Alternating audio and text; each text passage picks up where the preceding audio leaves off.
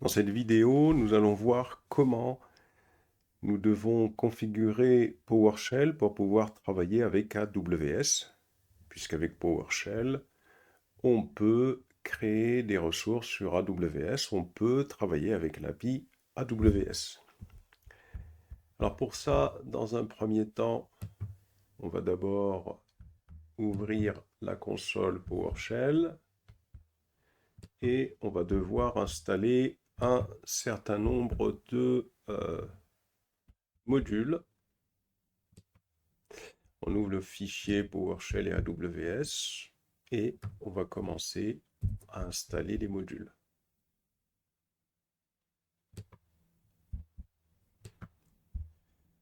Voilà, on va installer le premier module, AWS Tool.installer, et en patiente.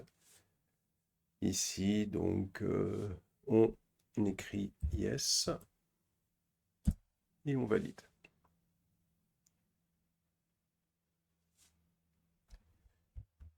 Ensuite, on va continuer. Donc, si la première ligne, celle-ci, n'a pas réussi à s'installer correctement, on peut utiliser la deuxième ligne. On utilise le paramètre -force pour forcer l'installation. Ensuite, on va installer d'autres modules. Paste. Et on patiente. Donc là, on peut valider puisque c'est Yes qui est défini par défaut.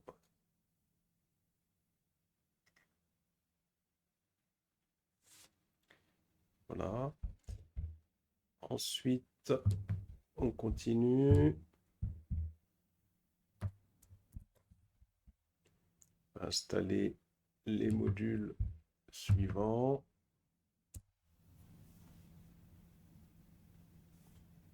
On valide puisque Yes est défini par défaut.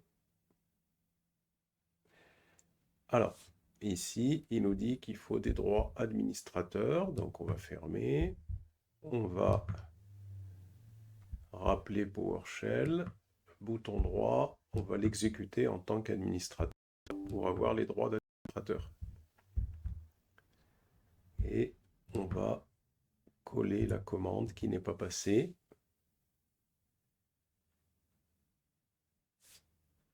On valide.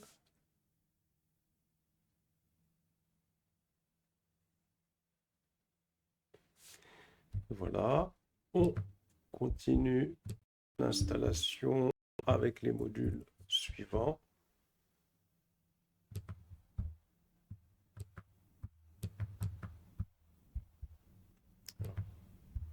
Ça n'a pas été bien sélectionné.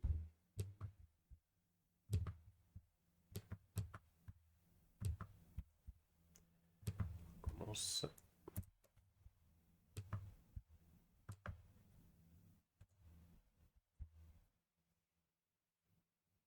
Alors, même chose. Par contre, ici, on saisit Y. On va chercher le module qui suit. C'est celui-là.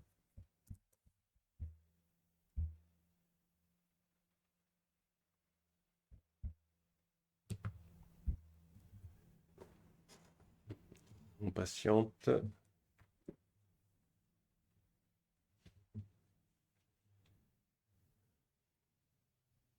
Patiente que ce module soit installé.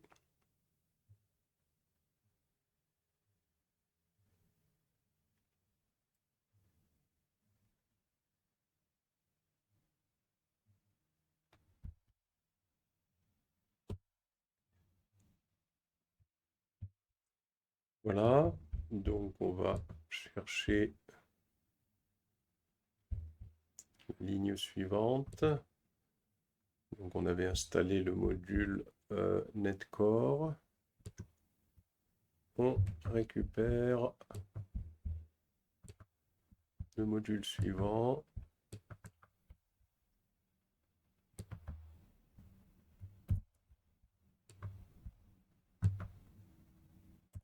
Voilà. C'est bon. On récupère le module suivant.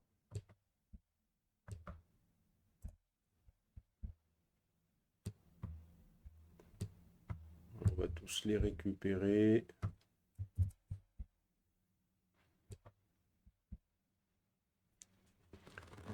On patiente.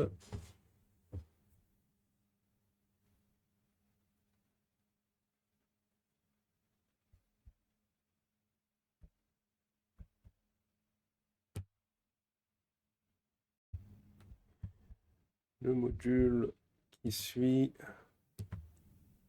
et le module qui est situé juste en dessous de Netcore, c'est celui-là. On va... C'est pas celui-là. Il n'a pas été sélectionné correctement. Voilà. On va faire un CLS clear pour avoir un petit peu de... On valide. Ensuite, il faudra définir la stratégie de sécurité pour qu'on puisse exécuter des scripts. Donc ici, on répond yes.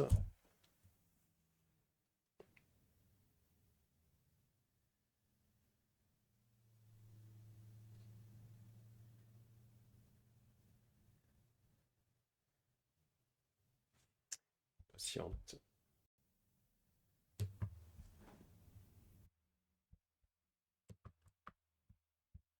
Donc, on récupère la stratégie de sécurité.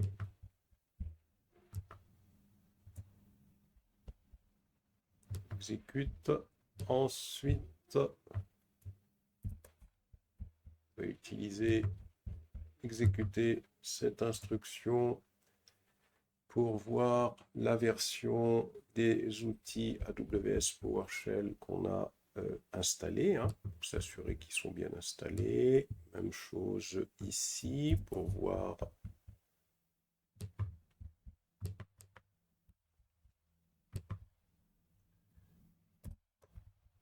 la liste des services.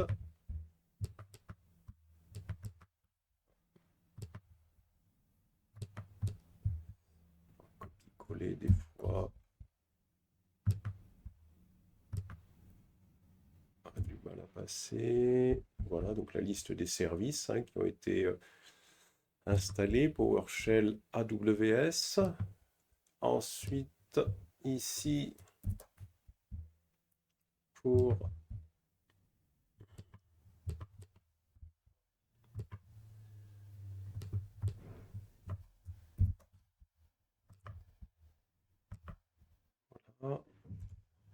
pour avoir la version de notre PowerShell. Alors, si on veut updater les modules AWS, voici la commande. Et si on souhaite, bien sûr, le désinstaller, eh bien, on pourrait utiliser cette commande, mais cette commande-là, on ne va pas l'utiliser. Voilà. Et donc, à l'issue de ça, on a tous les modules qui nous sont nécessaires pour faire du PowerShell avec de l'AWS qui sont installés. Et donc, à partir de là, pour pouvoir continuer, maintenant que tous les modules sont installés, on va d'abord réaliser cette instruction qui va nous permettre de pouvoir définir les credentials pour PowerShell qui vont permettre de travailler avec AWS. Donc, il faudra bien sûr, à partir de votre site AWS, aller récupérer une access key que vous collerez ici, votre access key. Vous récupérez votre secret key et puis là, vous définirez le nom d'un profil, par exemple, le profil AWS. Et il suffira de récupérer cette instruction et de l'exécuter ici. Une fois que cette instruction sera exécutée, valide, eh bien on aura donc la possibilité de commencer à travailler avec AWS. Une fois que les credentials ont été définis, on peut utiliser cette instruction get-aws credential -liste profil détail pour avoir la liste des credentials qui existent. CTRL-C. Ah, du mal à passer. Instruction.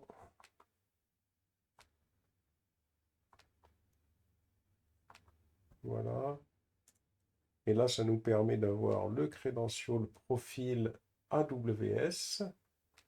Et donc, on va tout simplement initialiser la configuration de AWS avec ce profil que l'on a créé. Comme ça, PowerShell pourra utiliser ce profil pour pouvoir travailler avec AWS et la région, c'est EU-Ouest 3. Donc, on sélectionne l'instruction.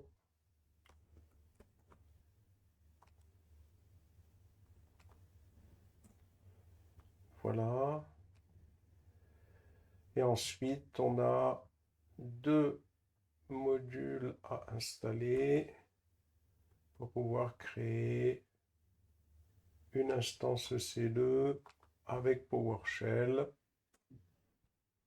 Le premier module et le deuxième module. Bien évidemment, ces deux instructions qui permettent d'installer ces modules pour travailler avec AWS et en particulier essayer de créer des instances EC2, des VPC avec du PowerShell ne peuvent pas passer si on n'a pas installé préalablement ces modules, comme on l'a fait tout à l'heure. Donc ici, on valide, puisque c'est Yes qui est sélectionné par défaut, et l'installation va pouvoir commencer. Entre-temps, on va pouvoir patienter un petit moment d'abord. Ah ben voilà. Et on va pouvoir lancer l'installation du module suivant. Voilà. Donc entre-temps, maintenant, ce qu'on va faire, on va aller se connecter sur AWS pour pouvoir suivre un petit peu tout ce que va faire PowerShell. Alors, on va se connecter sur AWS, www.aws.com.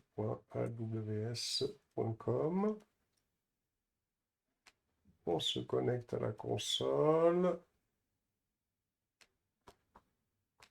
Voilà.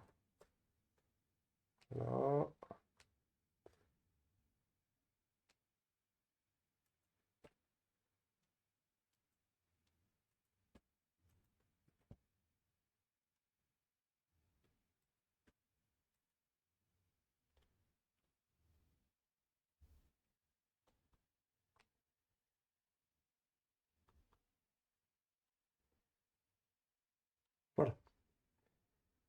Alors, une fois qu'on est connecté à la console, on va commencer à travailler avec PowerShell et AWS. Par exemple, ici, on veut avoir la liste des VPC qui existent dans la zone EU Ouest 3. Donc ça, on souhaite avoir la liste des VPC qui existent dans cette zone. Donc pour ça, on va avoir l'instruction get-ec2 vpc-région us-ouest 3. Alors je vais faire un clear ici et si je colle l'instruction, donc si tout a été configuré correctement, il devrait communiquer avec notre AWS. Patiente.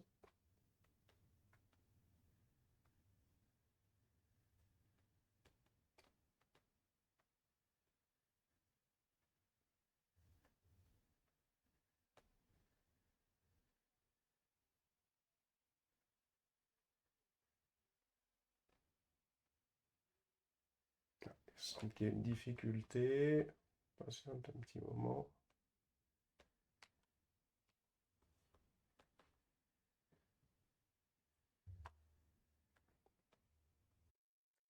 Là, il me retourne un message.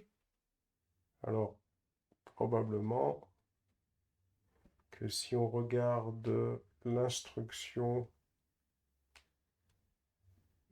telle qu'on l'a définie pour créer le credential, c'est sur EU West-3. Et donc, à partir de là, ici, on ne peut utiliser la liaison PowerShell avec AWS que sur EU West 3. Normalement, l'erreur, ça devrait être cela. Voilà. Voilà. Et donc là, il nous donne la liste des VPC qui existent sur EU West-3. Donc c'est ce qu'on obtient ici. Alors, on peut créer un VPC. Par exemple, on souhaite créer un VPC avec l'adresse réseau 10.0.0.0/16. Donc là, 2 pour créer un VPC. Un VPC. Donc, on définit une variable. On initialise une variable avec l'adresse CIDR du VPC. Donc c'est ce qu'on va faire ici. Voilà, on initialise cette variable. On vient, alors clear, on va la coller à ce niveau-là. Et ensuite, donc ce qu'on va faire, on va créer notre VPC avec l'instruction new EC2VPC. On va lui passer comme bloc CIDR la variable qui a été définie plus haut.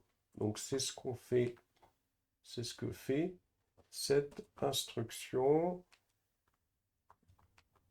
On va la récupérer avec un CTRL-C et on va la coller ici. Voilà.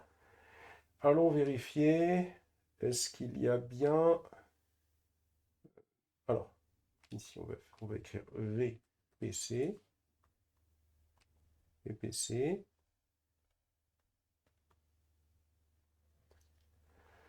Il faut se positionner dans EU West 3. Voilà, ici Europe Paris. Et pour les VPC, on a bien ici le VPC 10.0.0/16 que on vient de créer à ce niveau-là. C'est celui-là. Donc on va peut-être supprimer celui-là qui existait déjà auparavant. Je vais supprimer celui-là.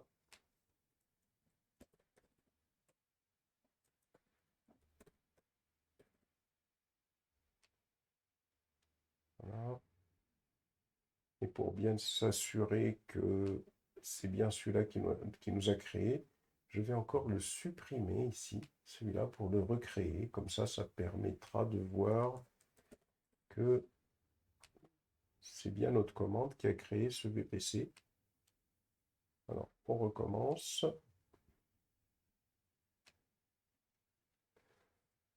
fait un clear ici. Ah. Et maintenant, si on se connecte et qu'on rafraîchit cette page, voilà, on a bien le VPC qui a été créé ici. Ensuite, on va activer le support DNS pour ce VPC pour qu'on puisse communiquer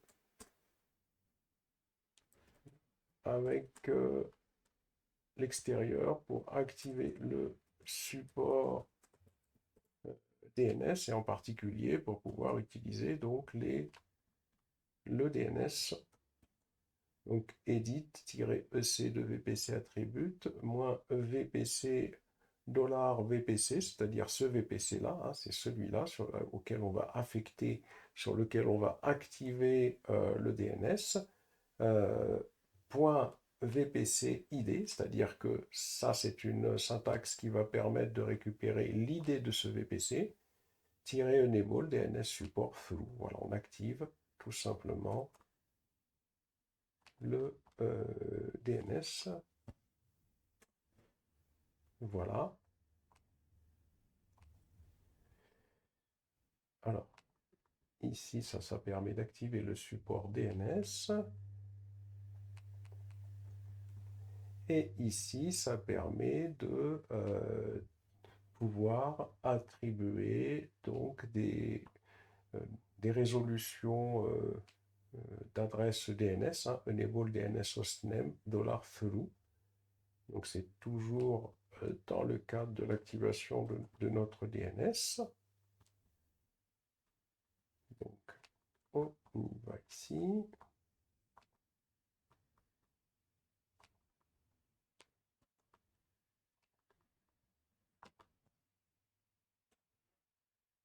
Voilà. Alors si on va jeter un coup d'œil à notre DNS, le voilà. Et on a bien la résolution DNS qui est activée à ce niveau-là, hein, pour ce VPC, hein, que l'on vient de créer. Et les noms d'hôtes DNS sont également activés. C'est ce qu'on fait, les deux commandes qu'on vient de faire, résolution DNS activée et nom d'hôte DNS activé. Ensuite, une fois qu'on a fait ça, on va créer une passerelle Internet, donc $Internet Gateway égale new-ec2 Internet Gateway. Donc on va coller à ce niveau-là. Alors si je viens voir ici mon passerelle Internet,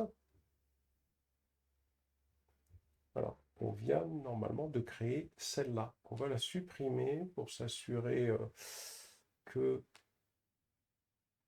comme ça on va pouvoir suivre ce que fait notre code avec PowerShell sur AWS. Voilà, je viens de supprimer la passerelle et j'en recrée une.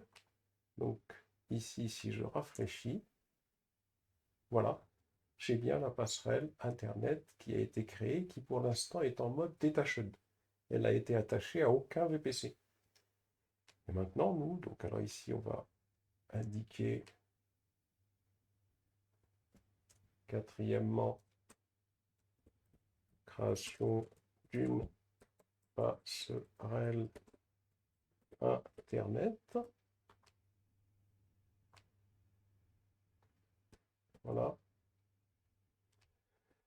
Et ici, l'objectif, c'est de l'affecter au VPC qu'on a créé, donc avec add-ec2 Internet Gateway, Internet Gateway ID. Donc, on va pouvoir affecter notre passerelle. Et l'idée de cette passerelle, elle est là, hein, c'est $Internet Gateway, c'est-à-dire c'est cette variable point Internet Gateway ID. C'est-à-dire que cette syntaxe permet de récupérer l'idée de la passerelle Internet. Moins VPC-ID, $VPC, VPC-ID, donc ça fait référence au VPC qu'on a créé plus haut. On va venir ici et on va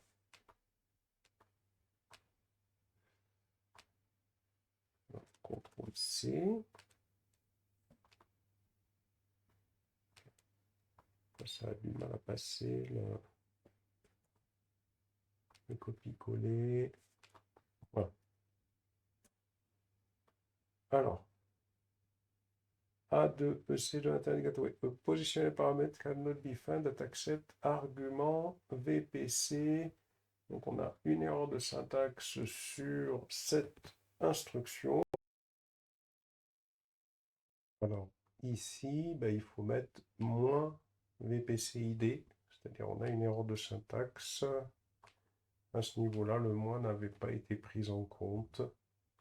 Tout simplement, on va le réécrire ici. Voilà.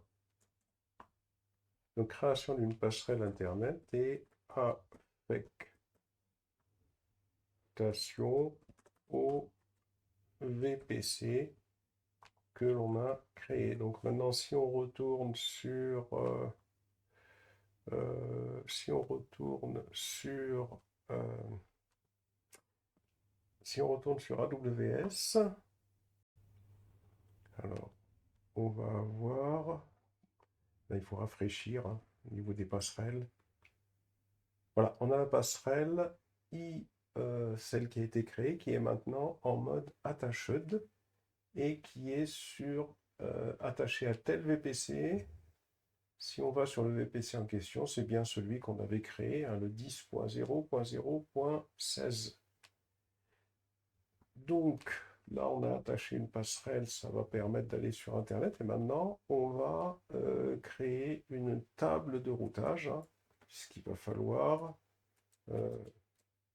définir une table de routage que l'on va affecter à un réseau pour pouvoir justement donc aller sur Internet.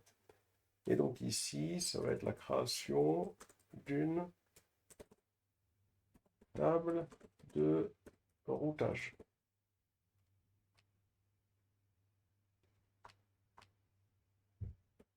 Première des choses. Donc pour créer une table de routage dans la route table égale new-ec2 route table et cette table de routage va être créée dans le VPC qu'on a défini plus haut. Donc on y va. Hop.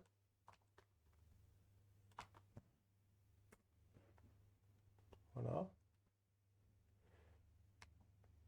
Une fois qu'on a créé cette table de routage, la deuxième chose, c'est de définir déjà une route par défaut dans cette table de routage. Ce new-ec2 route, on va affecter la gateway qu'on a définie plus haut, c'est-à-dire que cette route par défaut, c'est une route qui entraîne qu'à chaque fois qu'on enverra un paquet de données vers un réseau un réseau donc qui n'est pas défini dans la table de routage, c'est-à-dire que créer une table de routage et dans la table de routage, la table de routage permet de router les paquets de données vers les réseaux.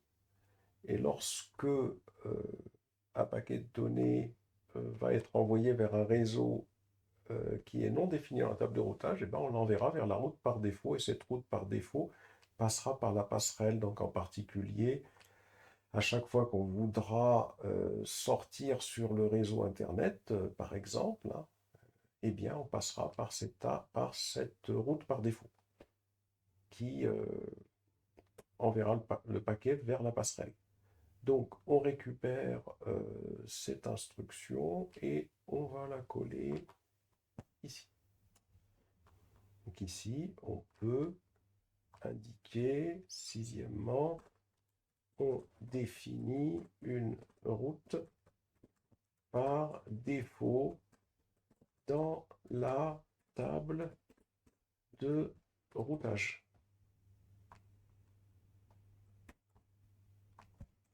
Route par défaut dans la table de routage. Ensuite, on va récupérer toutes les zones de disponibilité qui existent dans la région EU-Ouest 3 sur laquelle on est en train de travailler. Alors, récupérons ces zones. Voilà, donc on en a 3, EU-Ouest 3A, EU-Ouest 3B, EU-Ouest 3C, puisqu'on va créer un réseau, un sous-réseau que l'on va affecter à une de ces zones de disponibilité. Donc, septièmement, on va rechercher les zones de disponibilité de la région pour créer un sous-réseau que l'on affecte bien évidemment à la zone de disponibilité choisie. Voilà. Donc on sélectionne ça. Donc ça, c'est bon. Ensuite, voilà, on va créer le sous-réseau. Donc $subnet égale new EC2 subnet, le VPC dans lequel on crée le sous-réseau, le bloc du sous-réseau, associé au sous-réseau, et la zone de disponibilité dans laquelle on crée ce sous-réseau, parmi celles qui auraient été listées au-dessus. Donc ici, c'est EU-Ouest 3A. Récupère, et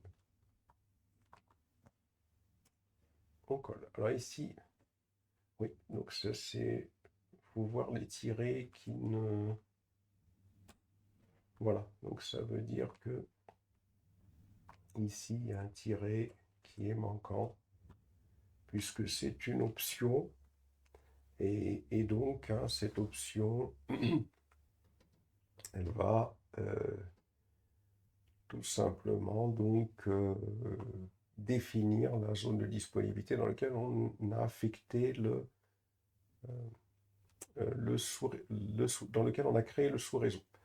Ensuite, on va enregistrer la table de routage qui a été créée plus haut, hein, register-ec2 route table moins route table ID, ça fait référence à la table de routage créée plus haut.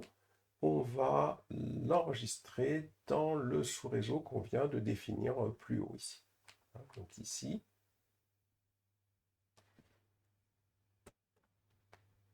on récupère cette instruction et on va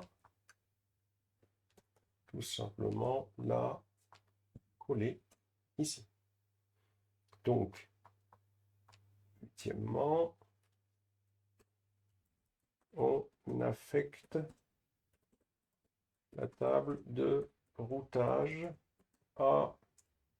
au sous-réseau que l'on vient de créer.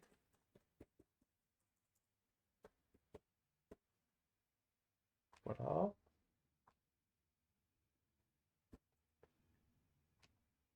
Ensuite, ici, on peut récupérer, là l'objectif, hein, c'est récupération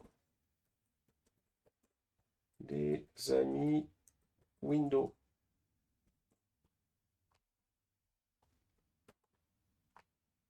Récupère cette instruction.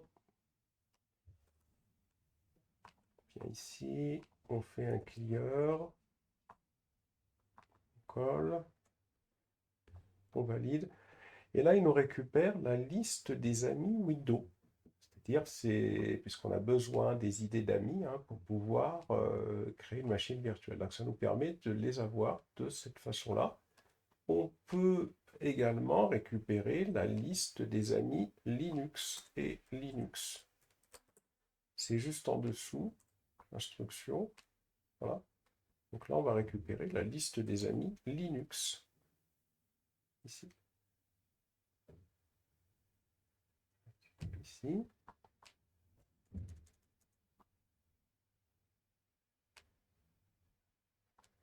On va faire un clear. On colle.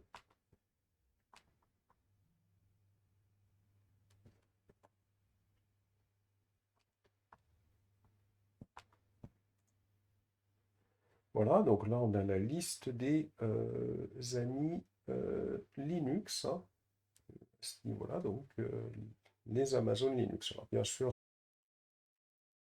continuons.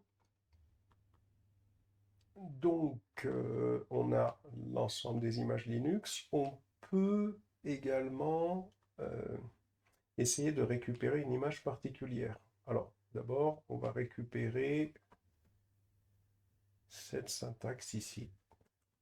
Cette syntaxe qui va nous permettre de récupérer l'ensemble des images de type AMI Amazon Linux dans la région EU West 3. On va faire un... On va récupérer cette instruction. Si je fais $AMI, on voit qu'on a plusieurs types d'amis. Et si on va sur le site, par exemple, on a cette amie Amazon Linux AWS qui, elle, est une... alors, AMI 2023, est-ce qu'on l'a celle-là? On va regarder ici. AMI 2023. Alors, c'est l'AL 2023, AMI kernel.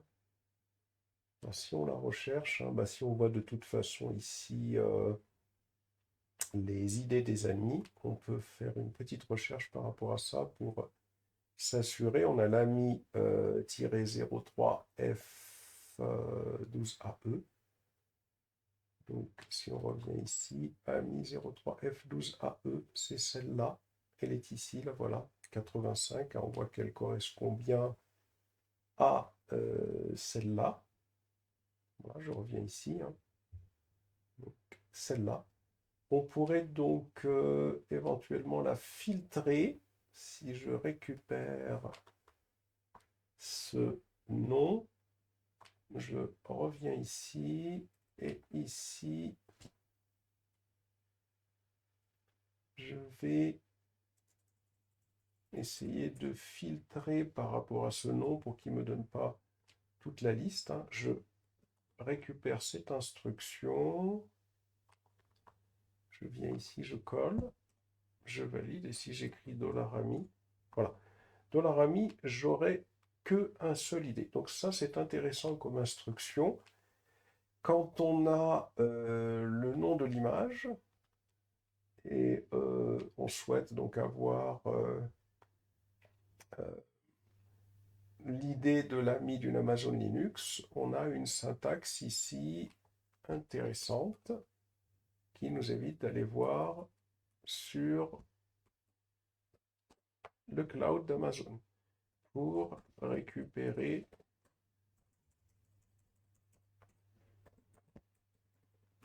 l'idée d'une amie Amazon Linux dont on connaît le nom. Après, il faut rechercher, bien évidemment, sur le net ou procéder comme j'ai procédé, hein, les afficher tout simplement avec cette syntaxe-là. Ensuite, ici, on va rechercher le type d'instance à utiliser, hein, pour créer notre machine virtuelle.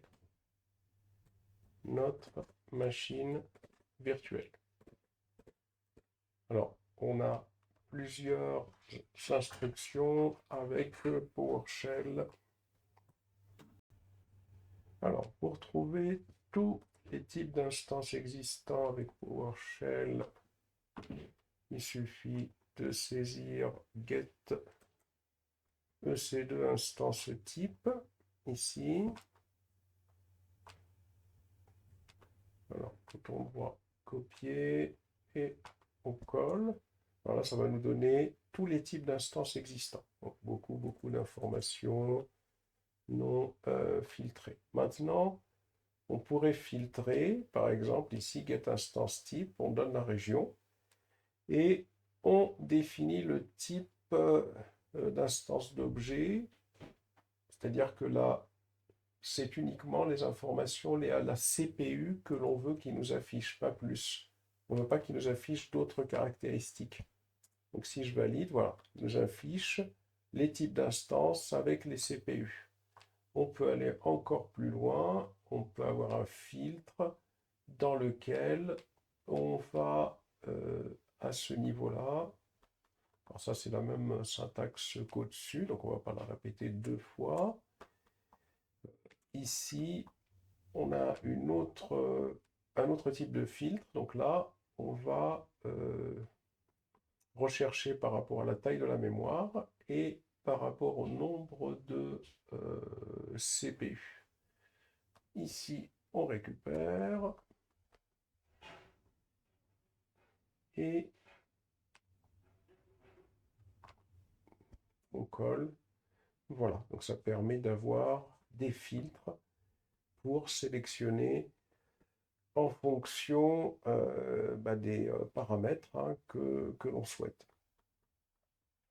Et donc, nous, ce qu'on va faire, on va choisir une T2 micro, hein, puisque ce qu'on veut, c'est du gratuit. Là, on a tout ce qu'il faut. On va définir le paramètre new EC2. Donc, pour définir les paramètres de notre machine. Hein. Donc, la région, ce sera EU-West3. L'idée d'image, c'est celle qu'on aura récupérée plus haut. On va lui associer une adresse IP publique. Le type d'instance, c'est T2 micro. Le réseau, c'est celui qu'on a créé. Donc ça, on définit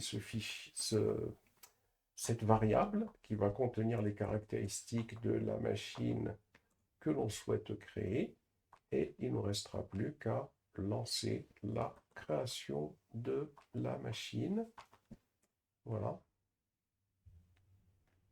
On patiente. Si on va regarder ce qui se passe sur... Voilà. À ce niveau-là, on voit qu'on a bien ici notre machine, hein, qui a commencé à se créer. Voilà, donc la machine a commencé à se créer, hein, cette machine. Donc elle a commencé à se créer dans le cloud AWS. Donc voilà comment est-ce qu'on peut travailler avec AWS et PowerShell. Sur cet exemple, on comprend comment ça fonctionne, comment est-ce qu'il faut faire la configuration, et on peut aller beaucoup plus loin, bien évidemment.